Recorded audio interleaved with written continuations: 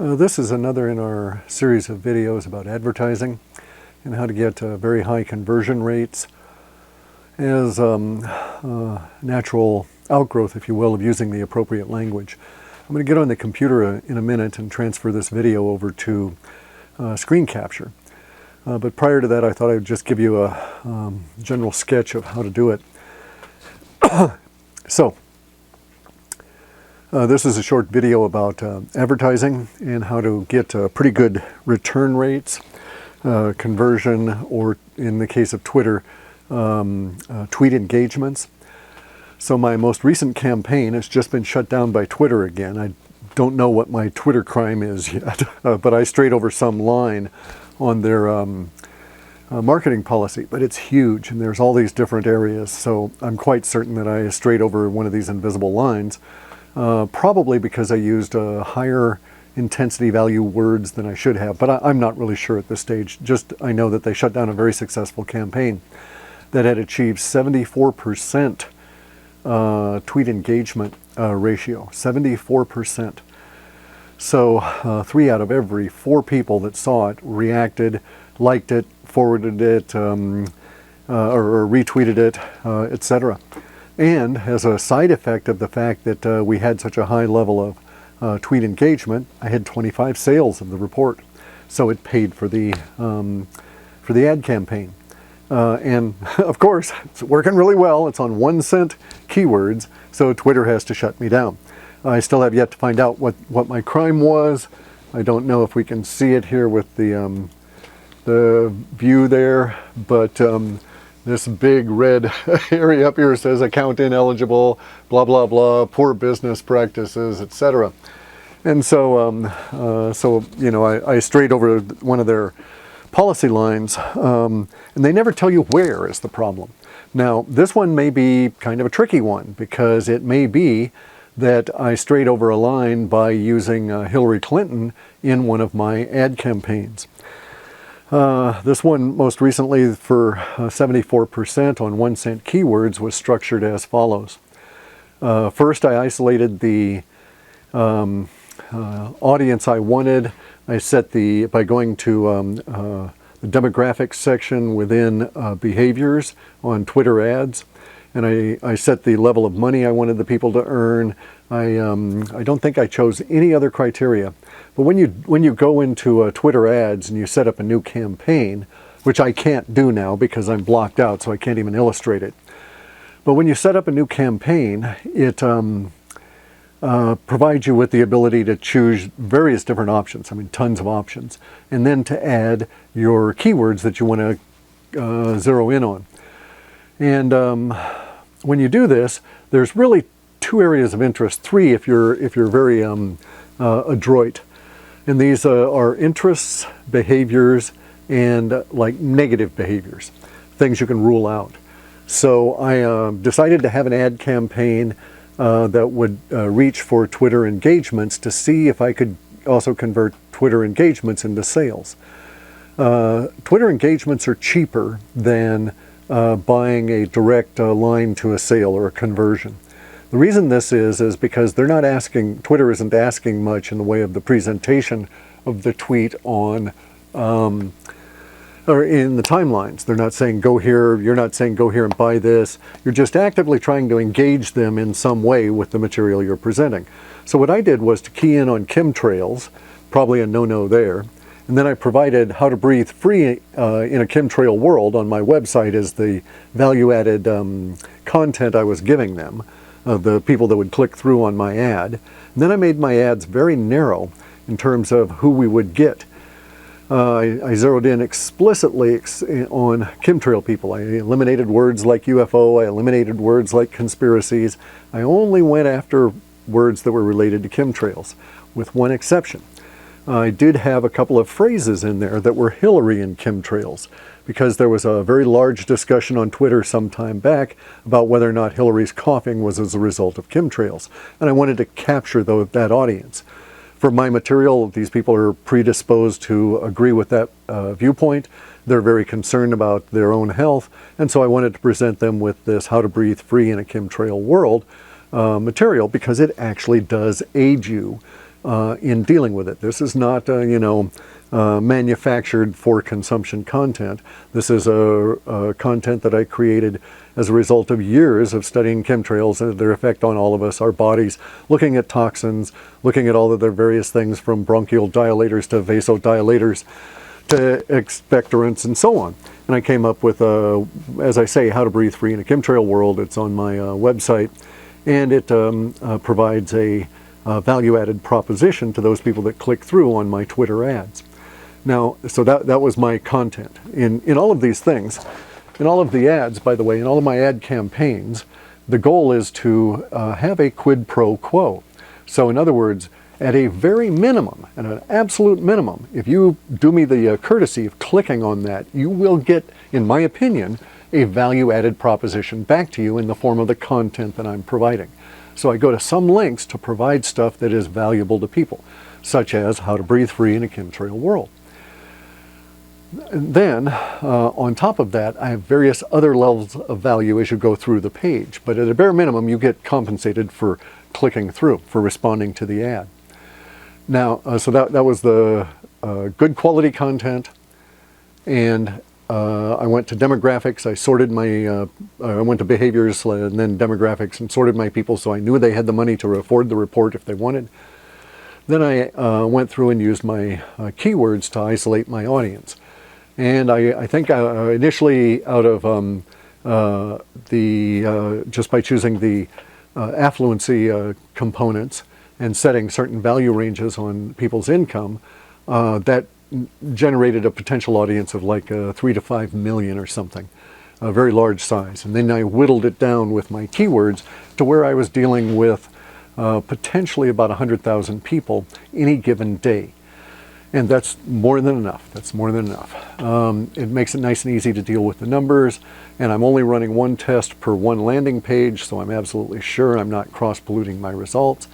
And then I launched this particular campaign. Initially it was somewhat expensive. I went through and took out some keywords that were adding costs and reduced it down and narrowed it down to explicitly into the chemtrail range, hashtag chemtrail, hashtag chemtrails, chemtrails, opt chemtrails, etc., all the variants of it, but nonetheless very focused on chemtrails. And then I set my interests as being, this is going to sound a little bit interesting here, but okay, so this is the currently unqualified part. You have behaviors in which we find demographics from which I extract income of my target people. But within that larger amount of people that earn all this money, such that they could afford to buy my $15 report, I want to discriminate on all those people that are not likely to buy the report. So I want a very broad brush discrimination that doesn't cost very much. The finer you try sieving out in the actual keyword section, the more expensive it's going to be for you because you're going to be bidding at it all the time. So there are certain ways to get at these people. One of the ways is interests. In Twitter, you could also say as followers of. So if I knew that most of my sales for a particular item were coming from, say I sold swim fins and I was had sold a lot to the followers of Aquaman, well, I would target followers like those who followed Aquaman in order to sell my swim fins. It's that kind of a deal. I don't usually use the followers. I've tried it. It can be very, very appropriate. But at the moment, there's cheaper ways to accomplish a lot more. The cheapest way I found so far on Twitter is to use tweet engagements. That's your target. And you'll get sales, you'll get followers as an ancillary part, just as a side effect, if you do this correctly. But anyway, so basically tweet engagements, by the way, if you want to think about it, is someone who's validating your advertisement and passing it on to their friends or the people that follow them. So anyway, so you choose the tweet engagements, you work down your demographics, it selects up a big lump of people, and then you can sort these by interests. You can also sort them by other behavior class, you know, only get those people that read newspapers and skydive, that kind of a thing. I don't bother doing that because it's not really pertinent to me. Some of these things I couldn't tell if a skydiver is more likely to read my report or not. So those kind of things are meaningless to me and I don't bother to play around with them because it's expensive to do so. However, in interest, you can do some things that are very neat. One of the things I've done consistently is to, in the interest section, to choose two qualities that aid my message getting across, and these are qualities of mind. So I like the interest area because it allows me to select qualities of mind. So I choose in this case, in this particular ad campaign that got 74%, greater than 74% conversion, I chose that the interests would be, like most of them, sci-fi and fantasy, that the people had to have a bent towards science fiction, and that the audience also has to have a bent towards comedy. If I get those two, I get just the kind of personality that I'm after. Usually people that are focused on comedy and science fiction have a very open mind. If they're focused on comedy, they can they got a sense of humor. They can take a joke. They know when you're riffing, roiling, and ruminating on other themes in a humorous manner in order to pitch to them. They appreciate it. There's a level of appreciation that comes from the people that follow comedy, that enjoy comedy and humor. And then there's a complementary part of this with the sci-fi, very open-minded, willing to engage the idea that the current reality is not the end-all, be-all, etc., etc. And so those minds work very well for me. So I've got my behavior that says they've got enough money to buy the thing I'm trying to sell. I've got my keywords that outline the people that I want to get at that are inclined to buy the thing that I want to sell. And then I get the interest in there to discriminate against people that are too glum to you know, and too close-minded to look at my material. And so I've got a perfect setup there, a nice little trifecta for doing advertising. And you can do this on any product, and we're actually going to use a reader's site as an example here in the next few videos. This site is roadtoruta.org. It's by Bix Weir. That's Road to Ruta, R-O-T-T-A. And it's an interesting site because it's very good. It's going to be a very hard sell, but there's all different kinds of ways to approach it. So we'll get into doing that. Today's focus, though, is on don't stray over those lines, wherever they are, the invisible lines that Twitter has and all the AdWords guys have, as to violating acceptable business practices. Now, and see, here's the thing: is it a case of digital fascism that's going on at the moment? That is to say, that is there a Twitter bias towards Hillary that does not like my advertisements because they're so telling, they're so pointed, they're so engaging? And I don't have a dog in this race, or a horse in this race, or a dog in this fight. I don't give a rat's ass about Hillary. I wouldn't vote for anybody. I don't vote. So this is not, for me, any kind of a political statement. I'm just not a political animal. It's purely a marketing effort, purely capitalizing on the easy-to-reach, very inexpensive, hot keywords of the moment. That's why I ended up with a 1 cent keyword range. And you don't get much cheaper than that. On videos you probably can, but actually if you just even slice and dice the engagements here, maybe you can get it a little cheaper than 1 cent. But basically that's about as close as you can get to no-cost advertising as you go along. I mean, extremely minimal. I got a lot of engagements and 25 sales, and Twitter shut me down because I don't know, I violated a Twitter crime. I stepped over some invisible line that's drawn digitally in someone's mind, and I just don't know about what it was, or even the category of my Twitter crime. Just like last time, I thought I'd strayed over the line in using the word AdWords, or maybe it was sexual innuendo in the advertisements, but I don't know for sure. They just restored me. I can hope that they'll restore me again, but I have no way of knowing where the line is or what it was I actually did to cross it. So again, from my viewpoint, a lot of this is digital fascism. Unnamed bureaucrat in a unnamed, unseen, no repercussions bureaucrat, and or an algorithm run by a bureaucrat that is altering my ability to make a living. And I would be quite happy to comply if the guidelines were actual guidelines as opposed to vague goals. There's nowhere in there do they say this is a line, don't cross it.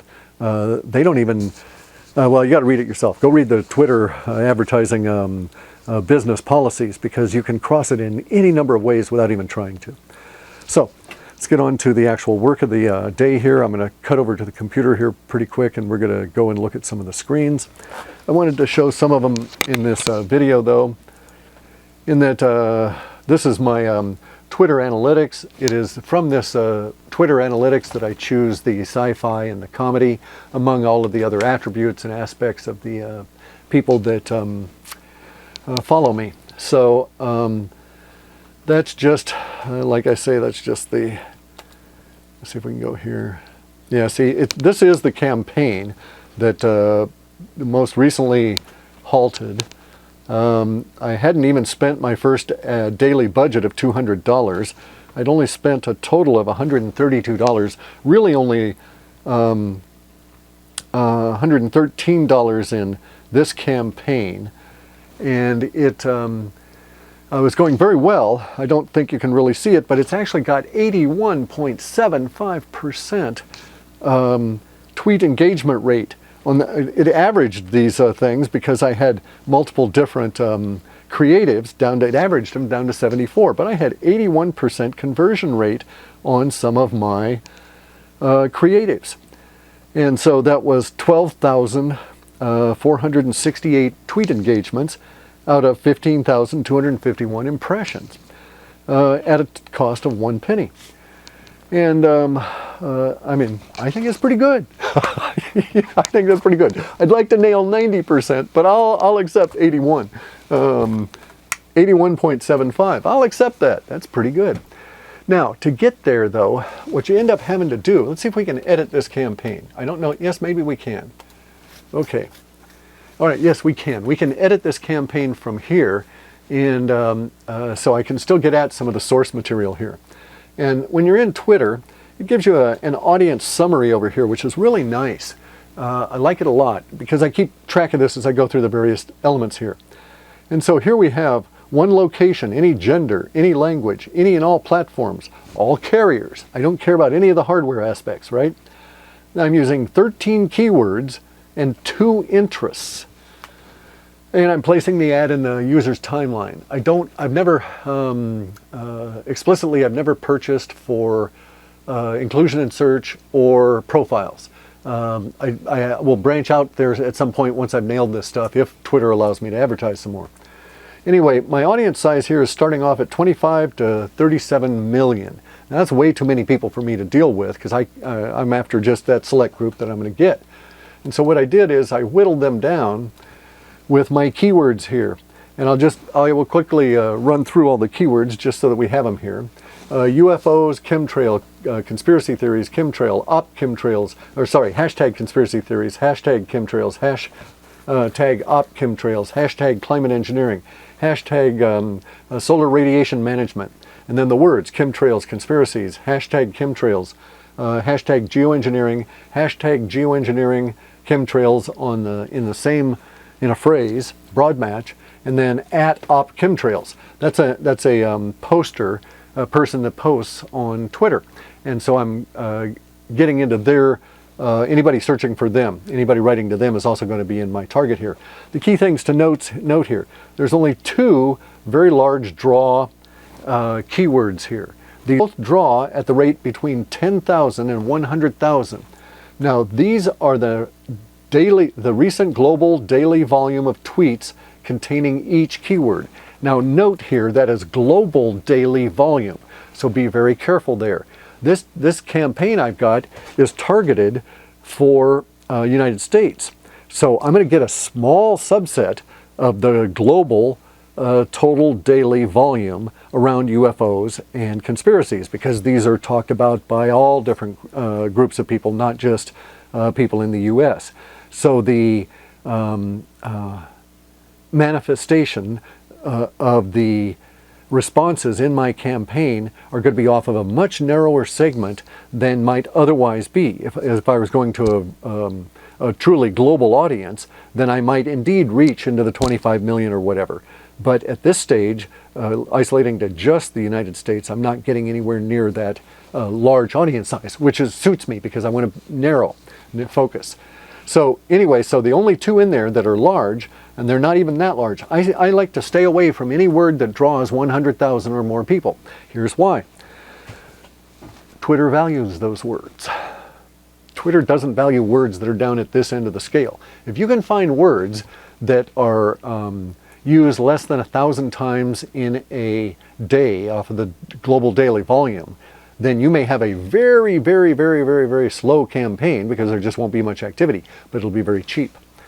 Because Twitter does not value these kind of words, as they should. They've got an algorithm that says if you're hard charging and you're trying to get this very valuable, or this very top-end, high emotional keyword, we want to charge you more money for it. And I've done that. I mean, I've explored this. Had a campaign that had 4 responses, 4 conversions at $5 each because of the words I was choosing. I wanted to see how it actually what the spend rate was. I thought I knew how this thing functioned, and so I performed a number of experiments. Cost me a couple of $100, basically wasted money because I wanted to see where the boundaries were, and I realized, okay, these are high expensive words. They don't work for me very well. It's hard to convert somebody under very expensive words as well, and I'm going to go into that in another discussion later on. But at the moment, as I'm saying, Twitter and Google, they don't value these words. They don't value a lot of the words that you can use in your ad campaigns. Regular human words, you know, as long as you stay away from business words and that kind of thing, you'll find that your word costs are very much lower. So in essence, what I'm doing is I know that there's conversations out there that involve the subject matter that I want to reach, chemtrails.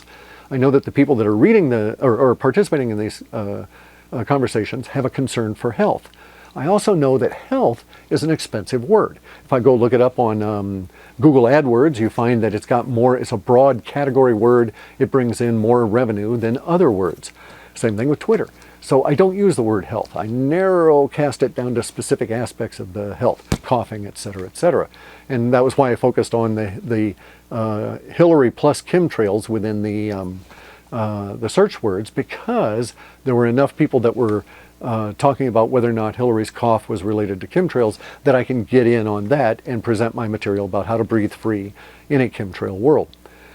So that all being said, let's examine some of the other aspects of this. So those were my keywords. I've actually run campaigns, by the way, on a single keyword, and I've done dozens of them. Maybe that's what's annoying Twitter, is I've got so many campaigns running and closing all the time. Simply to try out all this stuff. But see, here's the thing. Ultimately, this is all a SQL statement. This all goes in and ends up in an SQL statement in a database as a trigger. And basically the trigger is a bot that operates on my behalf, and it has to auto bid against all these other ones. So in order for that to be the case, or in order for me to maximally take advantage of the fact that we're dealing with basically a SQL statement, which if you go and look it up, they all look like select this from there where this is true and that's true and this other stuff is not. And you know, if I could type it, I wouldn't have to mess around with all of this, but mostly they don't want you typing in direct SQL queries. So anyway, so you'll note down here, this is my interests area, and I have comedy and I have sci-fi and fantasy. That is really what accounts for the large majority of people within that potential global audience, because a lot of humans like comedy, a lot of humans like sci-fi. Then we go on down here and you'll note I don't have any behaviors in this group at all. I thought in this one I'd put behaviors, but I guess not. So I didn't even select for money. In this case, I was after the tweet engagement, so I wasn't really after cash in the form of sales. So I just let it go and said, okay, it's fine. Let's present this information free to everybody. You know, people that aren't going to buy my reports still need to breathe free. And here's good information for them on how to do this. That apparently is taken over. People like the fact that I presented it to them, and we got that 81 point something percent rate on it. These are the creatives I was using. Obviously, when you put your creative ad stuff together, you've got to be good at it, right? You've got to really work to be good at it. When we start off, we're noobs in anything, right? We just don't know what the hell we're doing. We're trios. So recognize that your ads are going to fail as you start off. Recognize you're going to have very rapid ad campaign cycling to cut your cost. You don't want to let it go a day if you can tell in your gut in the first 15 minutes that this ad is not going to be bringing you the traffic that you want. So you need to have your goals very well set and your expectations of an experience very well set, so that if you don't meet those expectations within that short period of time, you can kill the ad and create another campaign and take the next test, the next experiment. The first time I got in and started doing Twitter ads, I must have done 25 of them in a day. Some of them I let run a whole half hour before I realized they were screwy. But it's easy to learn this way, and it's relatively cheap. I set myself a learning budget of $200. I didn't spend that to really gain a lot of knowledge and start getting some response back from the ads. So it's doable. You can do it in a reasonably cost-effective manner. Now, it may be that just because of the type of difference there's going to be in various different kinds of ad campaigns, the next time I do a campaign for something other than my own material, which may indeed be Bix Weir's Road to Ruta site, I may have to retest to see where the points of delineation are on both cost and the AdWords, which we're going to have a real discussion about that for probably a half an hour or 45 minutes as to how to separate out words before you get into the ad process and know very easily whether you're going to be dealing with a high return and a low cost or a high cost, low return word. There's a lot of different ways you can do this to separate it out, and thus you can eliminate a lot of them. This ad campaign I've got running here that brought in the 81% did so off of this top, this top creative, I think. Let me check the other one real quick. There it is. And I used keywords that were extracted using the software from the Twitter feed around chemtrails. And then basically you extract the words from the, you have a hot word, chemtrails. You put it into the software and you see what else is there. You bring up other words and put them with the chemtrails word in the software, bringing out a word cloud each time until it's weighted with our averages from the lexicon, which I'm tuning more and more daily, by the way.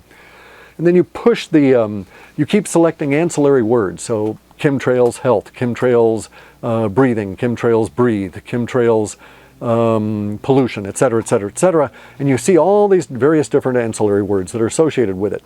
Jot those down as you're going along, because among those are going to be your 1-cent words. Among those are going to be your cheap AdWords.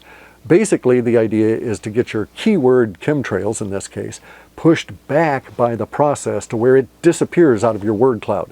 First time it disappears out of your word cloud and all these ancillary words are dominating, there you go. You can stop. You don't have to go any further in depth because you're at that bleeding edge, so to speak, especially if you do it under recent or popular as opposed to mixed results in the software. But if you do recent, then you know you're at the bleeding edge of what people are talking about, and you've got a good focus of, or a good collection of words to use in your campaign and focus. Now, if you go and read books about selling things to people, you'll find that they use terms like mirroring, which basically is a form of polite mimicry. You mimic their gestures to say that you're in tune with their minds, etc.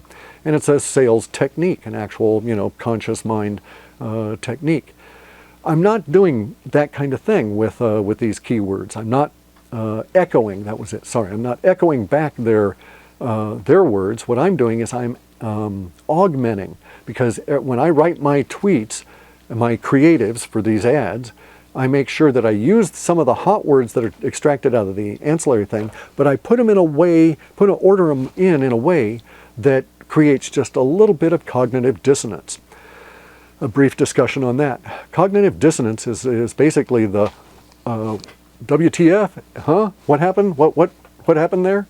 You're just not quite sure what happened. Your brain can't quite interpret 100% and give you a feeling of solidity something that just occurred. This is cognitive dissonance. It's like having trying to contain and hold two opposing thoughts simultaneously and not feel it in your body. Cognitive dissonance is actually an emotive response that triggers a physical body response that we can go and quantify, which I've done so in my lexicon. And so cognitive dissonance is a very good sales tool, especially in internet marketing where you don't have face-to-face contact with people. So you use cognitive dissonance, but you don't want to have sharp breaks with the conversation or anything. You just want them to, because we're dealing with people reading, okay? So they're reading the tweets and they're reading. Okay, sorry about that. I'm going to have to do some editing and blending. Okay, so cognitive dissonance, you want just a little touch of it. You don't want so much that it causes their brain to go, what? But you want them to read along and then not be quite sure what they read and have to go back and reread it. So there are certain writing techniques that can accomplish this, copywriting techniques, which we can get into later as we go forward here. But you want just that little hint. Another way to get cognitive dissonance is to use curse words. Those will gain you an extra 20 seconds of someone's attention. They can be used to good effect, but the internet's so full of people swearing at each other, it doesn't really gain much anymore. But there are ways to do it, as I say, copywriting techniques, which we can go into. So I've done that with these creatives. I got an 81% return click-through. Staggering. I mean, when I go over and look at people, what they're doing with AdWords, even in other people doing things with Twitter. Now, maybe also, by the way, I don't know this for sure, but within Twitter, it may be that the real-time nature of this is that much better for testing than with the AdWords, because it, how do I want to say this? Because you can select audiences in real time on Twitter in ways you really can't with Google AdWords. Google AdWords numbers may present you with an averaged, a flattened approach to what your results actually are. And if you could monitor your results in real time, you may find a slightly different picture with your ads. There's some reasons for that was our creatives. This was for this ad campaign that brought us in 81.75% on the one creative, and we all the way down to 4.92%. The top three were 81%, 29%, 28%, and then we have 6%, 8%, and 4%. There are three in each of the two categories I was testing, and I'll abandon the bottom category and I'll deal with the top category alone, and then I will follow the template made with the one that achieved 81.75%. And I know why it did. I thought it would work out better than the others going into it when I structured the test. You can't really see it, I don't think, from the camera, but because the text is too small. But there's a metering in the reading process here in these three that doesn't exist in these lower three, and they got very much lower return numbers with basically the same words. So in this case, my tests were against reading cadence and mental hooks through that. And that's where we are on this campaign. So if you go to Twitter or go to Google AdWords, you can get this tool down here. Go over to Google AdWords and go to Tools, come down to Keyword Planner. By the way, don't ever let your ads run on display network. Never, ever, ever. There's a lot of reasons not to do that. Bear in mind, Google, Twitter, all these social media people are there to maximize their revenue, not yours. So they're going to do things in terms of suggesting how to run the ads that are not necessarily in your best interest as an advertiser to go along with. And they have no qualms about taking your money as you waste it. Well, I mean, they may. I can't say that really. I don't know how they feel about it emotionally, but all of it's basically algorithmically processed, and so their algorithms are going to guide you in ways that maximize the spending of ad money, not maximize the return on that ad money. This you need to be aware of as you go into this stuff. So in the Keyword Planner, there's a lot of videos about how to use it and stuff, but what I wanted to show was that if you go and you did, let's do chemtrails.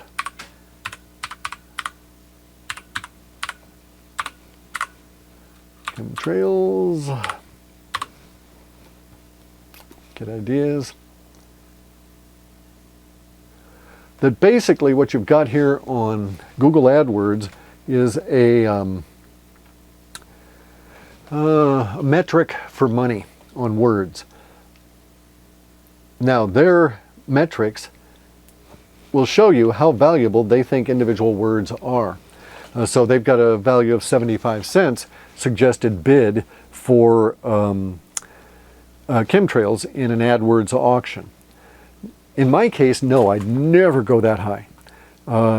I'm kind of cheap. I'm selling a cheap product, inexpensive. It's a very good quality product, a lot of good value in it, but it does not have a high price on it. I need to raise that price because we're not profitable anymore due to recent bandwidth hikes, etc. And so I've got to deal with that. But independent of that, on the ad campaigns as it exists right now, my product is priced at $15. And 75 cents to a $15 purchase, yes, I'd spend 75 cents all day long as fast as I could to get $14.25 back. But if I spent that 75 cents and got that return every single time, and that's not the way it works. So I might spend 75 cents thousands of times in order to get one sale through Google AdWords if I were after chemtrails. So I wouldn't use chemtrails. I'd use some of the other ancillary words that are lower cost, not as much high demand, and will be actually more yielding for me because there will be fewer people that will be advertising in through those words. It means you have to do more work. It means that you as the advertiser have to get out there and hunt up all of these ancillary words, run them multiple campaigns all the time. But once you get into the groove of it, there's no penalty to keeping 30 or 40 campaigns going, 30 or 40 landing pages, and all of them funneling into the same bank account. It really does not impact you. I see people struggle to really cram all this stuff into a single campaign, and that's not the way to organize them. If you want to get 81.75% returns, you need to do a lot of testing and then be very focused, very precise in both who you're trying to reach and the value that you're going to be offering them.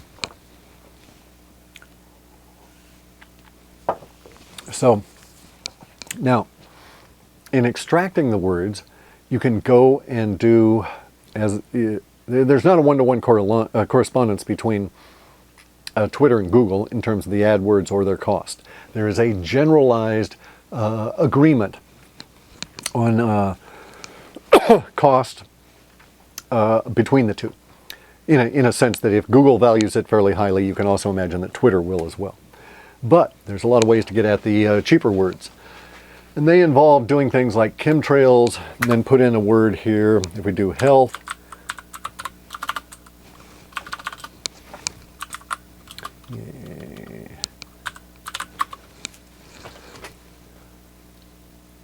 it's doing its good ideas, and it's a very low word, okay? So if you have the combination of those two, it's very low. You can get other keywords, but it shows you ideas. Now, I don't go down, and it gives you these with average monthly searches. And I might get a range here around chemtrails, and then I would ignore those that have the high number of searches. I'm not after a lot of opportunities to compete for words. As an advertiser, I want to do selective, targeted, and have as few auctions as possible to yield as much results as possible. So this is not like broadcast media. So you don't want to be going for these words that have a lot of people hunting for them within Google. There's an approach to getting at these people. There's an approach to getting those words cheaply, but we're not going to go into it at the moment, and it's another type of a campaign. Most of the campaigns that I'm going to be running are going to be very goal-focused. I either want to get lots of tweet engagements so that from that I can have a bigger pool of people that will potentially buy my reports, or I want to have direct conversion to sales. So it's very tightly focused.